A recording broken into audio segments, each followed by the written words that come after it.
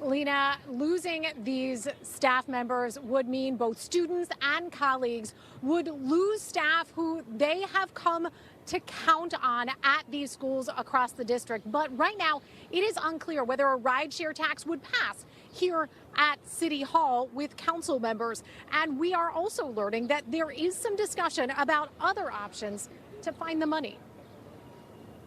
Who are we? Outside Potter Thomas Elementary School, the union members in the blue shirts are principals who lead schools across the city. We are one. They're making the case to keep their school teams intact as budget cuts loom. Can the Phillies work with 6 out of 9 players? Can the Sixers play with 3 out of 5 players? Can the Eagles play with 7 out of 11? No, then why do we have to pay with 37% less? The principals today gathered to urge City Council to approve a $1 rideshare tax proposed by the mayor that would give the district funding to avoid cutting several hundred positions, reassigning staff members. Our school is projected to lose more than 21% of our teaching staff. We will lose 37.5% of our classroom assistants. At Potter Thomas School alone, we are facing the loss of 5 critical positions. We are losing a reading interventionist and a math interventionist.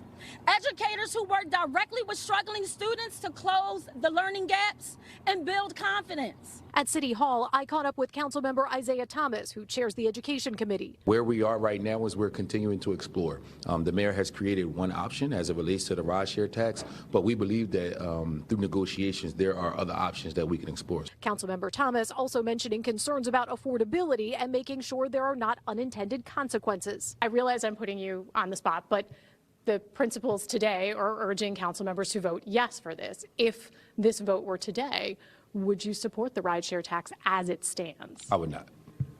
Okay. And what sense have you gotten from your fellow council members?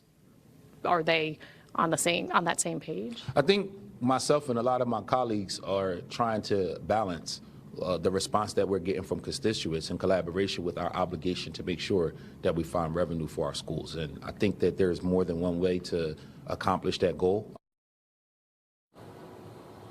And that is the first time that we're hearing Councilmember Thomas's position on the rideshare tax as it stands right now. We'll be watching where this conversation goes in the weeks before the budget deadline here at City Hall. Live in Center City, I'm Lauren Mayk, NBC 10 News.